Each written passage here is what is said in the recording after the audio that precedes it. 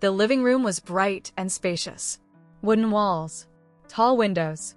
Outside, trees and gentle hills stretching into the distance. At the table sat two people, a woman in her 50s and a young man who had just turned 18. In his hands, a faded photo, yellowed with time. A young woman stared back at him, her eyes filled with quiet sadness. "Is this her?" Eli asked softly, still looking at the picture. "Yes, that's your mother. Your biological mother. Her name was Lillian Moore. We kept the photo, just so you'd have something of hers. Why didn't you tell me sooner?" "We were scared. We didn't know how you'd take it. But we always loved you like our own. We still do. I get it. But I had a right to know. We tried to help her, your dad and I. She was completely alone, no family, no one to lean on. Her life had been so hard. She didn't want to give you up, Eli. But she told us the truth. She couldn't afford to raise you. So we took you in. And just a few weeks later, she vanished. No trace. Nothing but this photo. On the back, she wrote, 'For my son. I will always love you. I'm sorry.' Do you know where she lived? All we ever knew was a town, Laurel, Mississippi. Small, quiet. We looked, but she left no trail." Eli lowered the photo and looked up at her. "I want to find her. We'll help you. With everything. Nothing changes that you're our son. I know. And I love you both. But I need to understand who I am." The morning was quiet, bathed in soft golden light from the sun just rising over the hills. A black Cadillac Escalade pulled up in front of the house. The driver, dressed in dark clothes, silently loaded a suitcase and a backpack into the trunk. Eli stood next to his parents. Margaret hugged him tightly. Her voice trembled a little when she spoke. "Text us as soon as you land, okay? And stay in touch." "I promise," Eli said with a small smile. Richard stood a few steps back, quiet but firm. "We've reached out to some people in Laurel. If anything comes up, call. You've got everything you need." Eli looked at his father and nodded. "Thank you. Really." He paused, then added softly, "I love you both. I always will. This search, it's not because I feel something was missing. I just need to know." Margaret cupped his face in her hands, holding his gaze. "We understand. Go find your truth. Even if it's not easy. Even if," Eli whispered. "And remember, we love you so much," she said again, gently, without looking away. The driver got behind the wheel. Eli opened the rear door, looked back one more time, then stepped inside. The car slowly disappeared down the tree-lined road, heading toward the airport. Eli's plane landed early that morning. A small regional airport, quiet, nothing like the ones back home. He quickly grabbed his luggage and picked up the car he'd reserved in advance, a gray Toyota RAV4. The road from the airport felt like another world. Old schools, rusty fences, weathered gas stations, and lonely trees in wide front yards. The air was thick and humid, smelling of wood and dust. Laurel felt distant, like it was resting just outside of time. He arrived at his hotel, Laurel Inn and Suites. Locals said it was the best in town. Modest, but clean with good food. Eli brought his bags up to the room, then headed down for breakfast. He ordered an omelet and coffee. While waiting, he turned to the bartender and asked if he knew anyone, someone who did private investigations, someone who might help find a person from the past. The bartender looked caught off guard. "I'm just a bartender," he said with a shrug. "Sorry, man." Suddenly, Eli's phone buzzed. A familiar name lit up on the screen, Frank, his father's business partner and longtime family friend. "Hey, Eli. You made it." "I'm already at the hotel," Eli said. "You were supposed to call from the airport." Frank replied, half joking, half annoyed. "Richard and I had it arranged. Our driver was supposed to meet you." Eli apologized, explaining that he'd rented a car. He didn't want to be a bother. Frank laughed. "I ought to wring your neck," he said in that gruff but warm tone only true family friends could pull off. "Look, I won't forgive myself if I don't help my best friend's son." Frank continued. "In about 15 minutes, Harvey's gonna pull up, black Chevrolet Tahoe. He's your guy while you're here. He knows Laurel, knows the people, knows where to start. No need to call. Just head outside when you're ready. And swap numbers with him, non-negotiable. Eli hesitated. I've already got a car. Frank didn't miss a beat. Let it sit at the hotel. My guys return it to the airport later. That's not your problem. Just leave the keys at the front desk. The call ended. Eli finished his coffee, pulled the rental keys from his pocket, left them with the receptionist, and stepped outside to wait. The black Chevrolet Tahoe pulled up to the hotel exactly 15 minutes later. Behind the wheel was a man in his 60s, silver hair, a neatly pressed gray blazer, and a warm, attentive gaze. He stepped out and opened the rear door. Hi, Eli. I'm Harvey. Used to be a detective, now I'm a driver. But the skills stuck around. Your dad and Frank asked me to help, and I'm happy to do it. Eli shook his hand briefly and got into the back seat. Do you know who I'm looking for? He asked as the car pulled away from the curb. No, not the details. But when someone's chasing the past, I always suggest starting with one place. There's an old antique shop in town, more antiques. The woman who runs it is Iris. She's lived here most of her life. If anything's been left behind, she'd know. Eli stared out the window in silence. Old buildings, trees with peeling bark, a couple of dogs along the roadside. The town looked tired and quiet, like it had been holding its breath for years. The car stopped in front of the antique store. If she lets you in, that means something, Harvey said. I'll wait here. Eli stepped out and approached the door.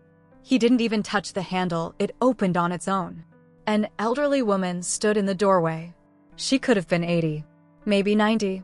She was thin, dressed in light colors. Her eyes were pale, almost glowing, like they'd seen more than life was supposed to allow. She didn't speak, just looked at him for a moment and smiled, just a little. Then she stepped aside with a graceful motion and held the door open, inviting him in. Eli walked in without a word. She closed the door quietly behind him. Inside, the shop was dim and silent. Old furniture, books, lamps, framed photographs, jewelry, clocks, everything sat perfectly still, like it was waiting for something. The air felt heavy, filled with the scent of wood, dust, and time. Iris moved slowly through the narrow paths between the objects. She didn't look back. It was as if she already knew where she was going and why he was here. You're not the first one to come searching, she said. But most don't know what they're looking for. Eli followed quietly, step by step. In this place, things tend to stay a while, she went on. Some of them sit here for years. No one touches them. Sometimes I think they're waiting for someone specific. She stopped by a glass display case. Inside lay an old silver pendant, worn down with a simple pattern etched into the surface. That pendant's been here a long time. I don't even remember when it arrived. Eli reached into his pocket and pulled out the faded photograph. Iris took it gently, studied it for a few seconds. Then she lifted her eyes. Her name was Lillian. I remember.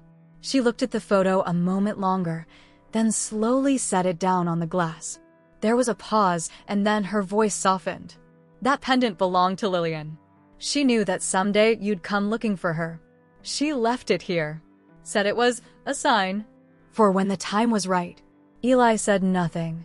He just stood there, staring at the pendant, listening. We used to be friends. A long time ago. She didn't tell me about the pregnancy right away. But when she did, I tried to help. She cried a lot back then. Was so torn up inside. But I think, even then, she knew she wouldn't be able to keep you. Iris turned away and opened an old drawer. She pulled out a piece of paper and handed it to Eli. This is the address. It's where she lived during those last years before she disappeared. It's a small place on the edge of town. I don't know where she went. She just vanished. Again. Eli took the paper, folded it, and slipped it into his pocket. He looked at the pendant one more time. It's yours, Iris said. It's not for sale. It's part of you. I don't take money for something like that. She silently opened the case and placed the pendant in his hand. Most things don't matter, she said. But this does. Don't lose it. Eli nodded. 1,000 thoughts swirled in his head, but not one turned into words. I'm sorry, Iris added gently, but that's all I have. Everything I knew, I've already given you. The black Chevrolet Tahoe stopped in front of an old wooden house. The street was quiet. The asphalt shimmered under the heat, the air thick and humid. Thin streaks of shadow stretched between the trees. Eli double-checked the address, then turned to Harvey. You said you had some contacts. Can you try to find anything about Lillian Moore? That's all I have right now. Already on it, Harvey replied. One friend of mine used to work in social services. Another has access to public records. If there's a trail somewhere, we'll find it. I've known your dad a long time, and I understand how important it is for him that you get answers. Thank you, Eli said quietly. He got out and walked up the porch steps. A girl sat there, light t-shirt, jeans, hair pulled back. A gray kitten rested in her lap. She held a cup of tea and watched him calmly. Hi, he said. I'm Eli Whitaker. I was told a woman named Lillian Moore used to live here. I'm Claire, she replied. Yeah, I know the name. She did live here, but she's been gone a while. I've been renting this house for over a year now through a woman I know in town. She never gave details. Just said the last tenant disappeared one day. Would it be okay if I looked around inside? I'm trying to find my mother. My biological mother. This was the last known address. Of course. Come on in. I didn't throw anything out. Some things are still here. I just couldn't bring myself to get rid of them. Inside, it was cool and quiet. Old wooden floors, a tidy kitchen, a few books on the shelf. The kitten leapt up to the windowsill and curled into a beam of sun. There are some boxes in the pantry, Claire said. I never touched them. Eli stepped into the small pantry. There were a few cardboard boxes, an old chair, some notebooks, and a glass jar filled with buttons. He started carefully going through the contents, hoping to find something, anything, that mattered. At the bottom of one box, he found 3 faded photographs. One showed a newborn baby wrapped in a blanket. The second, a tall man and a woman who looked like Lillian. And the third, older photograph, the same man, but with another woman. Her face struck Eli immediately. She looked familiar. Younger, but unmistakably similar to Iris, 20 years younger, maybe more. There was nothing else of note. Eli stepped out of the pantry, the photographs still in his hand. Do you mind if I take these with me? He asked. They're not mine, Claire replied. She paused a moment, then added, I can see this matters to you. If you want, we can go ask the woman who rented me the house. She's elderly, doesn't have a phone, but she lives nearby. She's usually home. You could ask her directly. Yeah, that would be great. My car's still outside. Want to go? Just give me a minute to get ready, we'll head out. A few minutes later, they were both in the car. Claire sat up front to give directions. Eli sat in the back, quietly studying the photographs, lost in thought. That's her house, Claire said as they turned onto a shaded street lined with leaning mailboxes and faded nameplates on old fences. Everything here felt older, quieter, like time moved slower. Harvey brought the car to a stop in front of a small, weathered home. The paint was peeling. In the yard stood a lilac bush, an old swing, and wilting yellow roses. Claire and Eli walked to the door. An elderly woman answered their knock, straight posture, deep eyes, and a voice edged with quiet fatigue. Claire introduced them briefly. Then Eli said, My name is Eli Whitaker. I'm searching for my biological mother. Her name was Lillian Moore. She used to live in the house you rented out. I found a few things, and I'd like to know more. The woman paused, then gave a small nod and stepped aside to let them in. Inside, the house was simple and neat country quiet. Lace curtains, wooden shelves lined with books, the scent of mint and dried apples hung in the air. Eli sat near the round table. He reached into his pocket, pulled out the old photographs, and gently handed them to her. I found these in a box. I'd like to keep them, if they really belong to Lillian. She took the photos and looked at each one carefully. When she reached the one showing the young woman beside a tall man, her fingers trembled. Tears welled at the corners of her eyes. You look a lot like your father, she whispered. And your mother is alive. I know that. Eli opened his mouth to ask something, but she quickly raised her hand. I can't tell you anything more. I gave my word. I promised not to speak of it. Her voice cracked slightly, and I don't break promises. She closed her hand around the photographs. If you truly want the truth, go to Iris. She's my sister. She owns an antique store on the far side of town. I know her, Eli interrupted. I saw her today. She said she didn't know anything. Just gave me this pendant and the address. The woman looked at him, as if reevaluating. It's strange she even gave you that much. I don't think she expected you to find those photos. Or to come here. But now, it's time. You're grown now. You deserve to know where you come from. Go back to her. She knows everything. And she has to tell you. Her voice broke. Tears began to fall freely down her cheeks. She didn't try to stop them. Claire quietly stepped into the kitchen and returned with a glass of water. The woman took a few sips, breathed deeply, and gathered herself. Go to her. Make her speak the truth. She owes you that. When they stepped back outside, the sky had softened into a quiet evening shade. Claire looked at Eli. He gave a small nod. No words were needed. They both knew where they were going next. Eli knocked again on the door, listening carefully. Silence. Only the gentle wind rustled through the leaves. She's not home, he said. Harvey got out of the car, glanced at the house, and shrugged. I've heard from the locals that this lady is odd. She sometimes just disappears for a few days. Doesn't answer the phone, leaves no notes. It doesn't surprise anyone around here. Eli sighed. Well, waiting by the door doesn't make much sense. Harvey looked at him, his gaze thoughtful. Look, you two could use a little break. Take a walk, talk things out. I'll be in touch.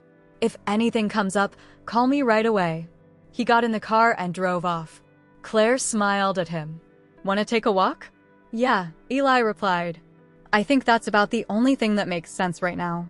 They walked through the quiet streets of Laurel at night. The city center was lit by soft lights. The shop windows reflected their figures.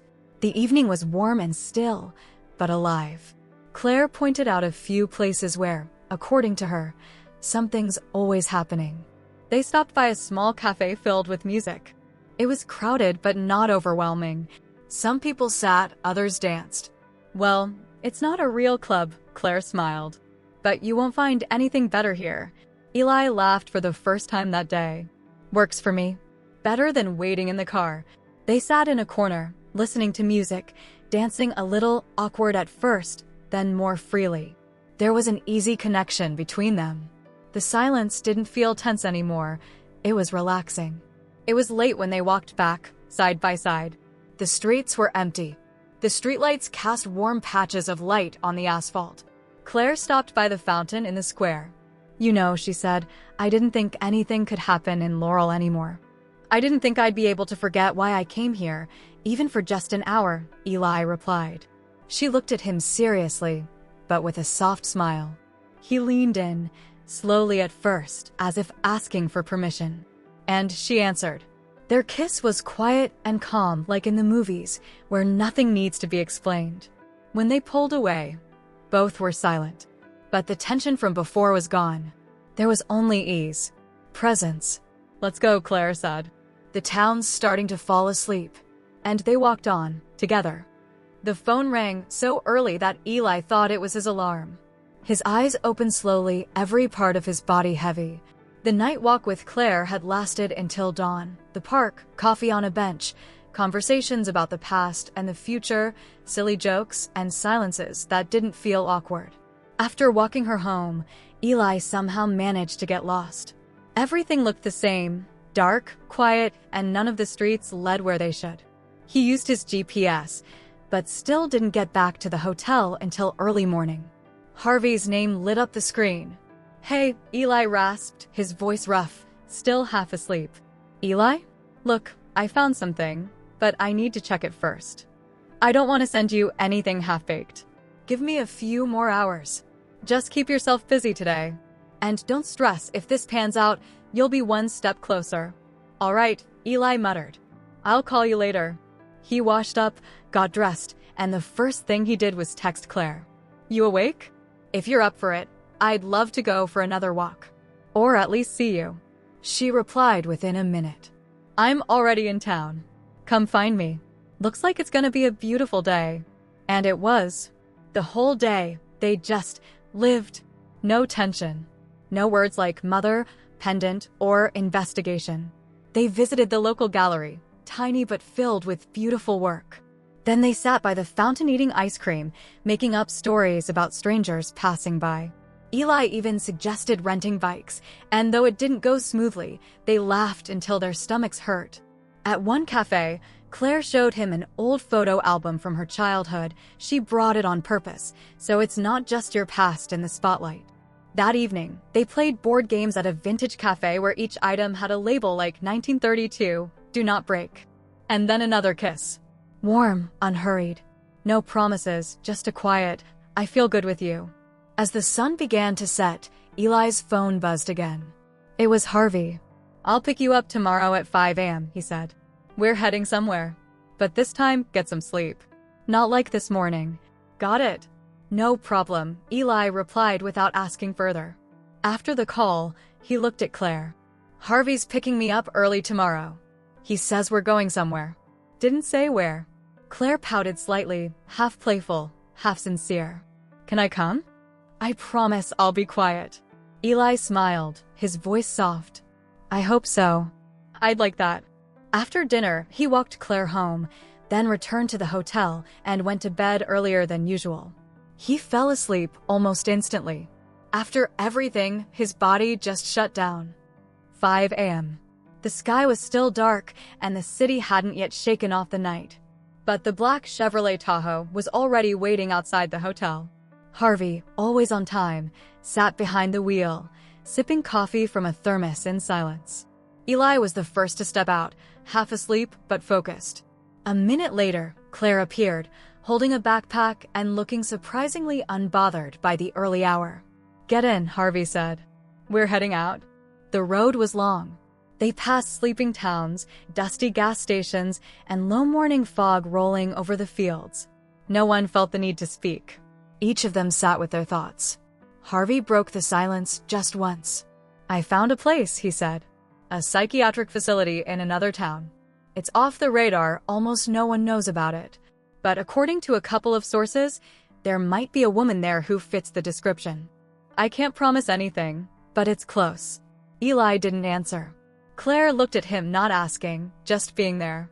By noon, they arrived. The town was small and still. The clinic stood apart, behind a high fence, an old white building, a few cameras, a guarded entrance. Harvey went in first. He spoke with security, showed something, exchanged a few words. He came back out 10 minutes later. As expected, he said. They won't confirm anything officially. Closed facility. But I got the feeling someone like her might be here. Maybe still is. Eli stared at the building. The silence around them was louder than any words. So what do we do? He asked. We wait, Harvey said. But we're close now. Really close. They decided to stay the night. There wasn't much in town, just a modest hotel and a few shuttered shops. They had dinner together in the hotel's small restaurant. Afterward, Harvey headed to his room, leaving the two of them alone. What now? Claire asked as they stepped out. Walk, Eli said. Even if there's nowhere to go. The town really was asleep. They wandered quiet streets, talking about anything but the search, old movies, first kisses, favorite songs. Time felt different. Even the air carried that warm stillness, like a July night from childhood. This is weird, Claire said. There's nothing here, but I'm not bored at all. Maybe because we're not searching right now, Eli replied. We're just here. They stopped at an old bench in a park. There was nothing left to say. The kiss happened naturally, gentle, unhurried, filled with quiet gratitude. Not for the moment, but for being understood. They returned to the hotel past midnight. Stood a while on the steps, not quite ready to part. The next morning, as Eli and Claire came down to the hotel lobby, they saw her. Iris. She was at the coffee machine, holding that familiar bag over her shoulder. When she noticed Eli, she froze. Her hand trembled, and some coffee splashed onto the counter. Her eyes were wide. Her expression caught between the instinct to run and the impulse to freeze. "You," she whispered. "What are you doing here?" "I'm looking for you," Eli said calmly. "And for my mother." Iris looked away for a moment. She sighed. Her bag slipped slightly off her shoulder. She looked like she was searching for a place to sit, but didn't. "All right," she said at last. "But it won't change anything." They sat at the farthest table in the hotel restaurant. Claire took a seat slightly to the side, giving space for what was about to happen. Iris held a teaspoon between her fingers, turning it slowly. Eli waited. He didn't press. But there was something in his eyes, steady, clear. Not angry. Not afraid. "You knew my mother," he said at last. "You're hiding something. But I have a right to know." Iris let out a slow breath and looked out the window. "It's complicated. Your mother was a good girl. But life doesn't always go the way we hope." "That's all you have to say?" "Whatever I say, it won't make it easier. Sometimes the past should be left alone." Just then, Harvey entered the dining room. He spotted them and walked over slowly, his face serious. "So you finally showed up, Iris," he said. "Didn't expect to run into us here, did you?" Iris tensed. "I'm just passing through." "No, you're the mother of this boy's father. Don't deny it. I know for sure. I knew your son, Benjamin. And I know you've spent your whole life blaming Lillian for his death." The table went silent. Only the faint clink of the spoon in her hand broke the stillness. "Watch your words," Iris whispered. "Watch my words." Harvey leaned in slightly, never raising his voice. "I also have a good idea who made sure Lillian disappeared. Who pulled strings to have her placed in a closed psychiatric facility. Who had the connections to make it all look official." He paused. "I can find those names. The receipts. The phone calls. If you want this to stay quiet, now's the time to speak the truth." Iris flinched. Silence tightened around the room like a noose. Then she snapped. "She killed my son," she shouted. "She never should have been with him. She ruined his life and destroyed herself in the process. She's staying there. For good. She doesn't deserve to come back." The silence that followed was sharp and heavy. Eli didn't move. He didn't need to ask who his father was. He already knew. Iris turned away. Her eyes shimmered, but she didn't cry. "You're going to ruin everything," she whispered. "You have no idea what you've stepped into." Claire gently touched Eli's hand under the table. Harvey sat beside him, quietly. But his eyes never left Iris. She sat perfectly still, gripping that same old bag in her lap. The fight drained from her face. And for the first time, she didn't look angry. She just looked tired. "So you're my grandmother?" Eli said softly. His voice didn't shake, but there was something boyish in it. "Why would you hide that from me?" Iris stayed silent. Her face hardened by the second. Then suddenly she stood, shoving her chair back with a loud scrape. "You don't understand anything." "Nothing," she shouted. "You want to destroy what little I have left." "I was trying to protect his memory. To save something." "Please, stop," Eli said, rising from his seat, but she was already storming off. Claire started to stand, but Iris threw up a hand and yelled loud enough for the whole room to hear. "Don't touch me. Don't you dare follow me. You have no idea what you're doing." People turned. Heads swiveled. Eli froze, then stepped back as Iris disappeared through the hotel doors and around the corner, never looking back. Silence fell over the restaurant. Claire was the first to break it. "So, now what?" "She's not coming back, that's for sure." "Now we know where my mother is," Eli said. "And who she is to me. That's enough." "What are you going to do?" "I'm going to get her out. I won't let her stay there." "We need to call Frank," Harvey said. "He'll know what to do. He has the resources." "I'll head home for now, but I'll be back in the morning. Reach out to Frank a little later." Harvey left, and Eli and Claire stayed behind, waiting for updates. They got in touch with Frank, his father's old friend, a man who'd been around even before Eli was born. Frank didn't need anything repeated. "Harvey told me she's alive," Frank said. "And I'm not letting her stay in that place. Harvey will send me the address. I'll handle the rest. I've got lawyers, doctors, a foundation. I'll make this official." "Will it take long?" Eli asked. "One day. I've already talked to the right people. You'll have all the paperwork, medical evaluation, grounds for transfer, signed authorizations. So we'll be able to see her? You'll be able to bring her home. For good. The night was quietly restless. Eli couldn't sleep. He stared at the ceiling, as if waiting for it to speak to him, to tell him the story he hadn't yet heard. By morning, Harvey returned, this time with new documents, a lawyer, and an official team who knew exactly what to do. And within an hour, Lillian stepped into the hallway. Quiet. Frail. Her eyes hollow, not yet convinced any of it was real. She looked at Eli for a long time, as if searching for permission to believe. Then she whispered, "Eli, my little boy." There were no words at first. Lillian was too weak to speak. Her body and mind were still trapped in the fog of years spent inside a psychiatric institution, sedated, silenced, and left adrift. She hardly spoke, couldn't hold eye contact, and seemed unaware of where she was or who stood in front of her. Frank didn't wait. He arranged for her to be transferred to a private clinic, discreetly, officially, and fast. That same evening, a medical team arrived. Everything had already been prepared. The new clinic was quiet and clean, with respectful staff. But 2 security guards were posted outside Lillian's room. They worked in shifts, quiet and professional, always watching. It unsettled Eli. Eventually, he turned to Harvey. "Why does my mother need guards?" "She's sick. Exhausted. There's no one coming to hurt her." Harvey answered calmly. That was Frank's call. And maybe, just maybe, Lillian holds a truth that's dangerous to someone. Frank sees it coming. That same evening, Eli asked the question he'd held in his mind since the beginning. "Did you know my father? My biological one. How did he die?" Harvey nodded. "I did. Not closely, but enough to remember him."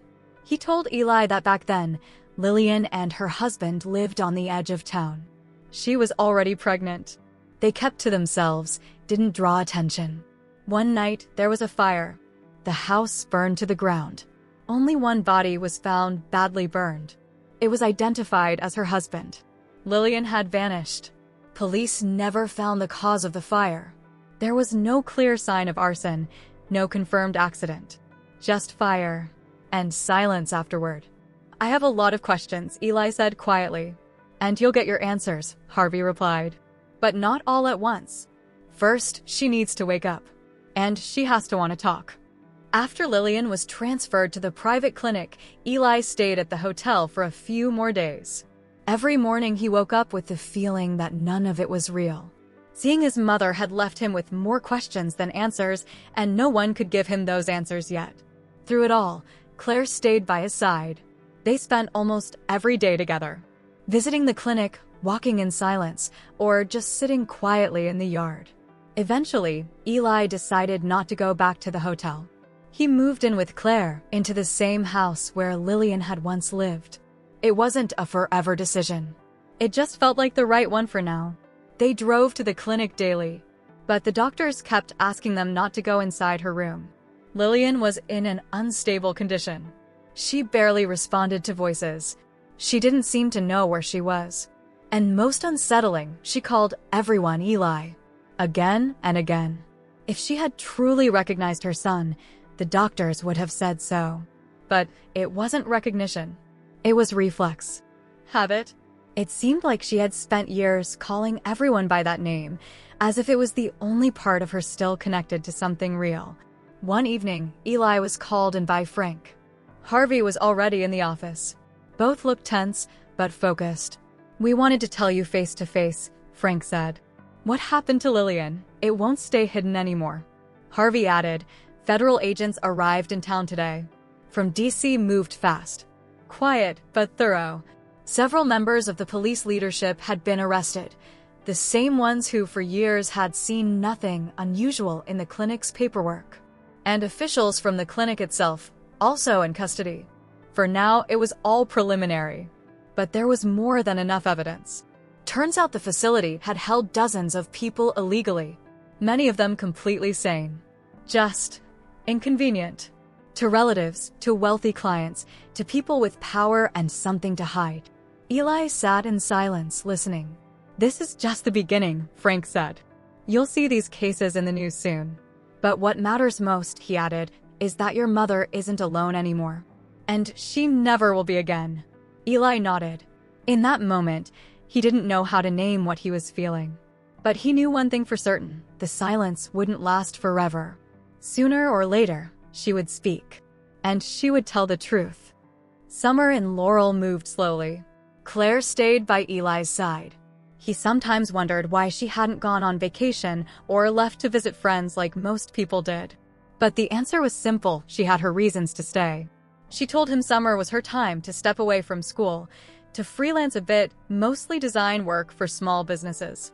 Sometimes she worked late into the night on her laptop. She never complained. Eli kept in touch with his parents. They were proud of him for holding things together, asked about his mother, and from time to time gently reminded him, "School starts soon. You'll need to come back." He didn't argue. But he didn't rush either. Lillian's condition began to improve. Her medication was slowly reduced, and she started answering questions. There was clarity in her eyes again. When Eli was finally allowed back into her room, she just looked at him for a few minutes, silently, steadily. Then she said, "You're so grown up. So handsome. I didn't believe I'd ever see you again." She reached out, arms trembling, and gently pulled him into a hug. Her fingers were thin. Her hands shook. "I've thought about you every single day," she whispered. "My whole life." Eli didn't say anything. He just held her hands. The next time he came, he didn't come alone. Claire was with him, a little shy but steady. "This is Claire," Eli said. "She's helped me more than I can explain." Lillian smiled, a smile that was almost happy. "She's lovely, and her eyes are kind." "I'm glad you weren't alone."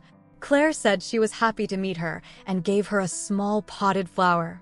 Lillian thanked her, touched the leaves gently, and placed it on the bedside table. A few days later, officers came to see Lillian. In uniform, with documents in hand. It was official, calm, but serious. They wanted to hear her version of what had happened all those years ago. The fire, the man who died, her disappearance. This was only the beginning. She was finally ready to tell everything. The police had just left the room. Lillian sat on the bed, her face calm but deeply tired. Eli walked in without a word. She looked at him and said softly, "I told them everything, but you have the right to know too. Sit down. Listen, Iris never accepted me. She thought I wasn't good enough for her son. Set it straight, you're not from our world." When she found out I was pregnant, she didn't just get angry.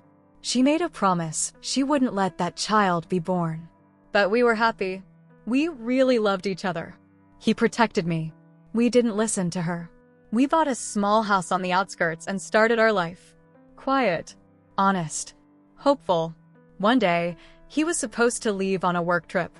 But something changed last minute. He came home late that evening. I was happy, but he looked serious. He told me something didn't feel right. That night, the fire started. Everything was burning. Smoke everywhere. He was shouting my name, trying to find me, pulling me out. We were trying to escape, but near the exit, a beam came down on him. It was heavy, scalding hot. I tried to lift it. I swear I tried. Until the end. But he looked at me and said his last words. It was her. My mother. "Get out. Protect our child." I ran. I ran to save you. He stayed behind. After that, I disappeared. I had no documents, no money. I gave birth to you alone, in a shelter. When you were adopted, I was nobody. I had nothing to offer you. But I never forgot you. Sometime later, I came back. I wanted to tell the truth. I wanted to know where they buried him. I rented a house, the same one you're living in now with Claire. I didn't know the landlady was Iris's sister. She called her right away. I went to the police, hoping for help. But Iris showed up, said I killed her son. And her lover, the police chief, made sure I disappeared. Quickly, quietly. I've been in that clinic ever since. And I've only ever waited for one thing. To see you. Just once. After talking with Lillian, Eli called home. He'd spent hours thinking about how to begin, but in the end, he said it simply. I'd like to bring her home. To live with us. She has no one else. There was a long breath on the other end of the line. Then Margaret's voice. We understand, Eli. And we respect everything you've done. But we can't. We're older now. We're not prepared for something like that. Richard added, but we want to help. We'll buy her a house. Here. Close by. You'll be able to visit whenever you want. She'll be near you. And near us, too. Eli was quiet for a moment. That's fair, he said. Thank you. Later, he met with Harvey. The man looked exhausted. Iris is dead, he said. When the police came to her house, she already knew. They didn't even make it inside. Before she did it, she screamed into the empty room. You let the monster out of the cage. This was never supposed to happen. She was supposed to disappear. My sister was supposed to destroy everything. Everything that was left of Lillian. This is her fault. Now, I'll finally see him again. Eli didn't understand right away who she meant. She meant her son, Harvey said quietly. She lost him and blamed everyone but herself. They sat in silence for a long time. Then Eli said, all I ever wanted was the truth. Harvey nodded. Now you have it. But truth doesn't always make things easier. They sat a while longer. Before they parted, Harvey added, and one more thing. You're Iris's direct heir. Her son is gone. You're his only living descendant. At some point, that'll need to be formalized. Eli shrugged, a faint smile tugging at his mouth. Well, I guess that means I'll be coming back. Eli didn't want to leave. He kept hoping, right up to the last minute, that something would come up, some reason to stay. But the start of the school year was getting closer. His parents were reminding him more and more often. Life was calling him back. But more than anything, it was Claire that made it hard to go. He didn't want to leave her. And she didn't want him to go either.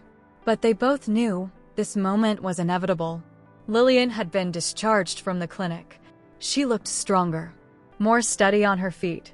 Her things were packed. Eli had booked the tickets. Everything was ready. The day before, they had said goodbye to Frank and Harvey. You two feel like family to me, Eli had said. I couldn't have done any of this without you. As we agreed, Harvey replied with a half smile. We'll come visit. With our families. You said you've got room. Plenty. We'll be waiting. They hugged tight. No extra words. Harvey drove them to the airport. Lillian sat up front next to him. They spoke quietly, steadily, like people who had known each other for years. Eli and Claire sat in the back. He held her hand. She leaned into him. They didn't talk much. They just were. When they arrived, Harvey helped with the bags. As we said, we'll come soon, he repeated. As we said, Eli replied. But fair warning, my mom's already planning to host you. She's expecting you. They hugged again. Claire hugged Lillian, too. Take care of him, okay? She whispered. He seems strong, but he's really soft inside. Lillian smiled. I know, she said. I'll do my best. Then, even more quietly, and you take care of yourself. He won't forget you. Then it was time for Eli and Claire to say goodbye. For a moment, there was no one else. Just them. And this moment. They stood close, holding on to time as hard as they could. He looked into her eyes, warm, deep, filled with tenderness and worry.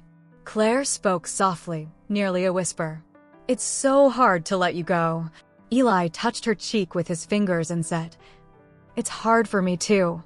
I don't want to leave. But you have to. I know, she smiled through tears. It's the right thing. But it still hurts. He hugged her. She held on tight. And didn't let go for a long time. I love you, he said. Simple. Quiet. I love you too. So much, she replied. Always.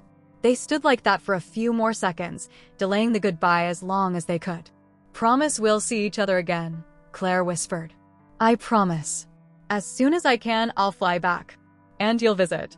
We'll make up for lost time. She nodded without saying more, just held his hand until he took a step away. And then she let go.